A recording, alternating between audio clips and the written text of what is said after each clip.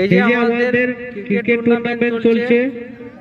Sir আমাদের খেলা ওই একটা করে হবে না আর দুটো করে হবে? এই তো এই টিম হয়ে গেলেই ফাইনাল ম্যাচ। অবশ্যই তোমরা পলাশীর হিরো ফাইনালে উঠে গেছো, কোনো চাপ নেই। কিন্তু একটা দুঃখের বিষয় যে তোমাদের ক্যাপ্টেনের হাতটা একটু ফেটে গেছে। রাজেশ স্যার কই কই গো? ওইখানে আছে। বাহ বাহ, এরকম খেললেই হবে। এই টুকটুক করতে করতে টোপে টোপে বৃষ্টি পড়তে পড়তেই গলছি পড়ে যাবে, চাপ নাই। আমি একটাও পাইবো না, আমি একটু পারি, আমি টুকটাকে লেগেছে তুলে ধরে। তোমাদের খোকন স্যার বলছে আমার ঢেড়স টিম। তা তোমরা খেলে দেখাও তো। ওই যে করো না তো, এমনি ব্যাগে ভরে নেব।